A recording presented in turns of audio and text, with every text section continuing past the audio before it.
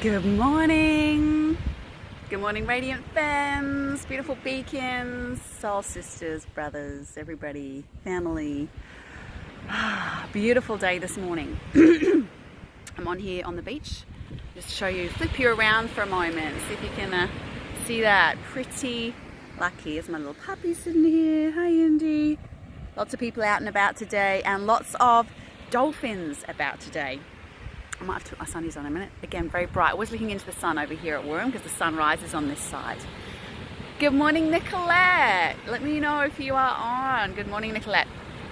So, what I wanted to share with you this morning is about being in your feminine and what that means. One of the ways that you can notice that, how that has an impact on you, and does it matter, right? Does it matter? Do we need to be in our masculine? How is it useful? How is being our feminine useful? I think these concepts get a little bit woolly, right?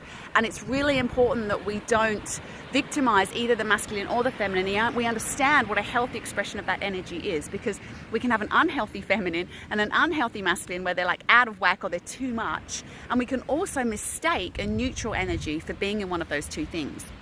So let's talk a little bit about the feminine today, because I was down here just feeling so appreciative, really seeing the beauty. We've got dolphins here. Have a little look at this. Just absolutely perfection of a crab shell here. Now, what has this got to do with the feminine? Look at that. It's just ridiculous. It's even got the Trinity on it. Just stunning, stunning. So here's one of the things. If you are getting caught up in your head and the to-dos and seeing just what has to be done and seeing the faults and seeing the fixes, and you're very much sort of just in that linear way of thinking, you are most likely operating from your masculine. When you see and appreciate the beauty all around and you're just feeling into all those different possibilities, but you're just so in the moment of feeling the beauty of all around you and appreciating color and texture and nature, that is a very feminine energy to be in. And how do I know this? Well, we have tested this with hundreds and hundreds of women of actually using a practice to drop them into their masculine energy and notice what they feel, as opposed to when they're in their feminine energy. And one of the key things that they notice is this appreciation of beauty and color and this connection to their environment. When they're in their masculine, there's a feeling of linear, there's a feeling of jobs that need to be done, there's a feeling just of the pathway forward, right? But here's the thing, don't we need that too? We do. Don't we? We need the masculine. So we can't say that the masculine is wrong. Of course it isn't. We want a healthy masculine.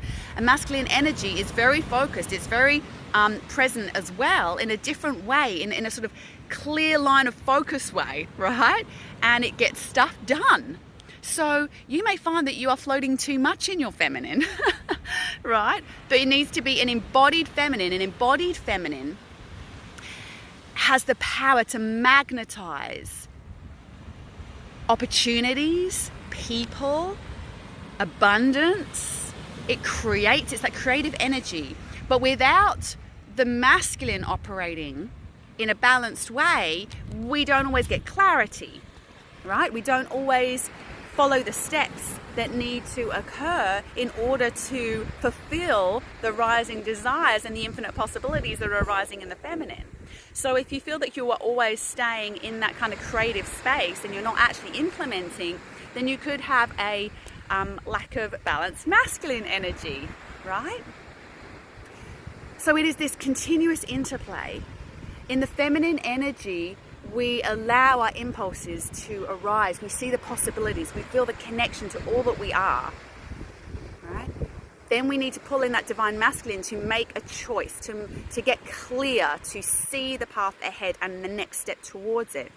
But if we stay in our masculine, then we can get too goal-orientated, too task-orientated, and again, we can limit ourselves. So we need to come back into the feminine, right, to allow those impulses of how to fulfill that next step. Can you see how there's this interplay constantly? And it's not like you really even have to go in and out of one and the other. It's this consistent dance, like of two snakes dancing between the masculine and the feminine, that we can call on this at any time. We become one. Those two snakes intertwine and becomes this one source energy.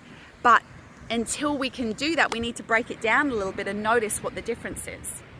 What is the difference between that masculine and feminine energy? We need to do that first before we can come back to the state of oneness, right? We have to explore the polarity in order to be able to come back to the oneness. We have to explore the edges in order to be able to come back to our center. So if you're just joining us now, I've been exploring what are some of the difference between being in your feminine and being in your masculine energy. We've just picked on one thing today, which is around this appreciation of beauty and seeing the bigger picture, as opposed to this sort of like linear thinking and just seeing this singular kind of path ahead. So if you're just jumping on now, I'm just about to finish up and go back to the beginning. So there are many other aspects to the divine feminine and the masculine as an embodied energy within you. And some of it is where you feel it. So if you feel that you are getting a little too task orientated, one of the ways to just drop back into your feminine, to sort of surrender and feel into the possibilities and allow the impulses to arise rather than getting caught up in your mind, is to bring your energy into the hips. So the hips and the pelvis is where the feminine energy tends to want to live, and it flows outward from there. The masculine energy is more along the vertical core and centered across the shoulders and the legs. So it has that sort of open, strong stance, symmetry. The feminine energy is the hips. It's a little bit more asymmetrical. It's that sort of dance. So you can literally just bring your awareness into that part of the body in order to shift into a more masculine or feminine energy. And that's just one way. Now, if this is kind of like buzzing your interest and you're like, I want to know more about this, how to actually embody the feminine and masculine energy, and how to know when you're actually in a neutral energy, which can get mistaken for the masculine and feminine because it's a habitual pattern, but it's actually a place where we are on autopilot without resourcing really any energy, then you might want to consider coming on to one of my events. So we have some Brilliance Without Burnout events coming up. We have two coming up in Brisbane, September the 8th and October the 8th. I think one is a Wednesday, one is a Friday. That's in Brisbane, in Newmarket at Soul Space. And we go through embodied practices so you get an experience of this divine feminine, divine masculine in your body, and what it means to get out of your head and into your body, and how that affects how you are seen and heard, how that affects your energy, how that affects your energetic boundaries in terms of how you relate to others, and how it affects the amount of effort you have to put into things in order to get the outcome that you want. So if that is something that you feel like, I could do a little bit more of that, then just pop a message below or message me, PM me, Rebecca Thompson or Rebecca Bex Thompson, and we will send you information on those events coming up. They're a half-day event, 3 hours of maximum impact, embodied practice. We need to take this stuff out of the etheric and out of the mental space and into this embodied realm so that we can start making a bigger impact right here, right now. There has never been a more powerful time for you to understand how the divine feminine works, but also to bring in at the balanced masculine. It is incredibly needed right now. Incredibly needed right now. So yeah, message me if you want to know about that. September the 8th, October the 8th, half days in Brisbane. During the day, it is worth taking a day off. Believe me. Women have said this is the most impactful 3 hours I've ever spent in my life. Everyone should be learning this. It was one of the comments we had from one of the women at our events. So it is powerful. We go ahead whether we're in lockdown or not, because we'll move it online if we're in lockdown. Right now, we are very lucky and very blessed, and we're able to meet in person. So you do not worry about that. If you book in for one of our events, it will go ahead some way, somehow. All right, my lovelies, let me know what you are feeling as you watch this, and have a beautiful day. Get out and enjoy nature. Really feel it, really embrace it. I'm going to give you another little picky of the dog here because she's looking so cute. She's just dug a hole and she's, oh, hello darling. Look at that, just beautiful.